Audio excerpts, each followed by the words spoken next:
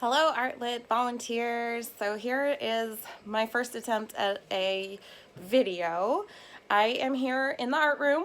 Here is our shared space. You can see technology here.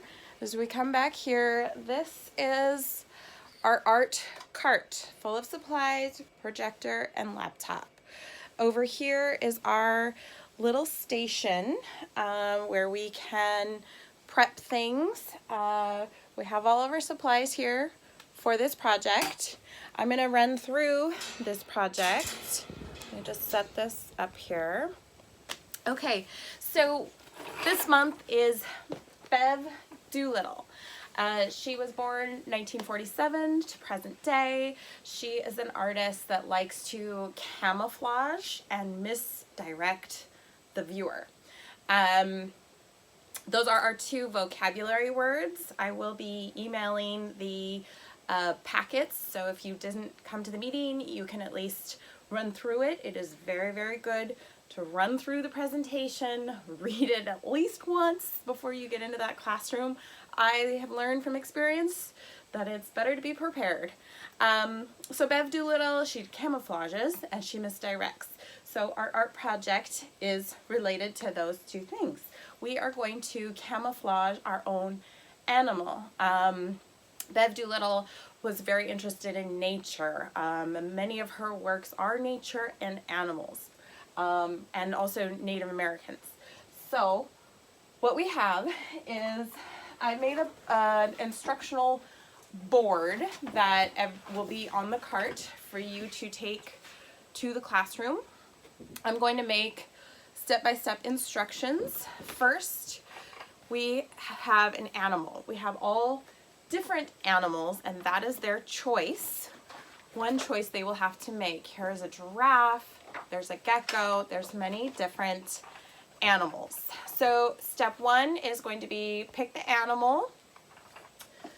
Step two, pick your print. There are many different animal prints to pick from. Some are going to be more difficult, some have more detail, and as you can see, we're going to camouflage the animal that you pick. So what step am I on? Third step is to cut out your animal. Okay, this is going to be harder for younger grades. I believe kindergarten, I am going to highly encourage you to cut them out for them. It will save time in the classroom. Yes, they need to work on their cutting skills, but maybe not this detailed. I am going to try to cut some with my Cricut. However, it will be your responsibility to make sure that the animals are cut. I believe the kindergarten is about 22 kids. Okay, so fourth step is to flip your animal over. After you have cut it out, it's going to have these little black lines about it, right? And if we want to camouflage it, we want to make it disappear into the background. We don't want these little white line or black lines showing. So you're going to flip your animal over and you're going to glue it on. Now, before you do all of that, we've got some steps, right? We have a black construction paper that we are going to cut down to size. You just make one cut so that it is 7 inches wide, okay? And then you keep the length of 12 inches. This is all in the packet with instructions, okay? So you have your 12 by 7, and then you have your animal print. Higher grades get to do 2 prints if they desire. They can go wild with this. I like it when it doesn't match, and then you have this animal to hide and match these 2 prints. Oh, sorry, my head's cut off. So, I think my phone is slipping. Okay. So they're going to match these 2 prints. If they choose to do one, have them just pick 2 of the same squares, okay? I'm going to have them already cut into this right size squares. So this is a nice little frame with the black construction paper behind it. So they'll pick this, they'll also glue this to the back. and then they'll glue their animal on top of that. Okay, so the board skips a couple steps, but I'm pretty sure you can keep up. Then these are little art information about Bev Doolittle. It gives a little story about her artwork. These are great, I thought, as a parent to get, to get on the back of our artwork. There's a snake hidden, right? And then I've glued this to the back. They definitely need to write their name on the back. That should be, maybe that's step one, right? So I like to glue this on the back. Sorry, everybody. I clearly need a thing. So this makes it look like a very nice presentation, right? When it's sent home. Oh, I know what this is for and why we did this, and that it is Art Lit. Furthermore, there is an Art Smart that they make. This has little details about the artist, and then you can kind of ask the kiddo, the parent can ask the kiddo about the artist that they learned in art literacy. Now, to color in our animal, this is my attempt. You want to start first with the black, okay?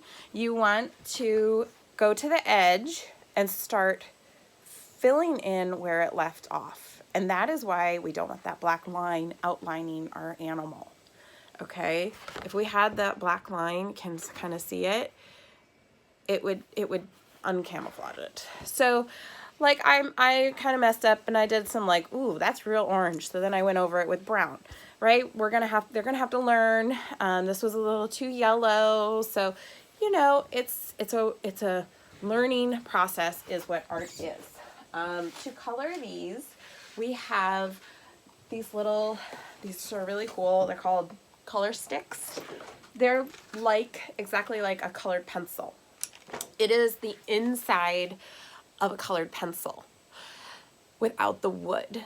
So they can be sharpened. I didn't need to sharpen it because it's brand new and it has a pretty sharp edge already. They have so many colors. There's 24 colors. That way we can really camouflage the animal. Okay. So here's some more colors. We also have regular colored pencils, and I know in most of the classrooms they have colored pencils. If the kiddos don't like these for whatever reason, use colored pencils. Try to encourage them to overlap their colors to get the right matching nature color, right? No, typically this is not found in nature, right? Please excuse the interruption. Would second and third grades please go out to the bus lines for the bus evacuation drill? Again, second and third, please go out to the bus lines. Usually things are muted, okay? So you can tell them to go over it with two different colors to make it look more natural, blend in a little bit better to the background. That's it. So the older kiddos will be cutting their animals out. Younger kids, I suggest cutting them out for them.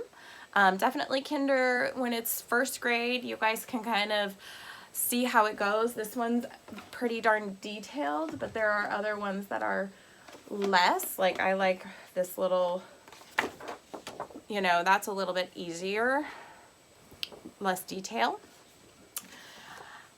What else do I have to say? Your art cart, I encourage you to use our supplies. We have a big tub of, what are those, glue sticks.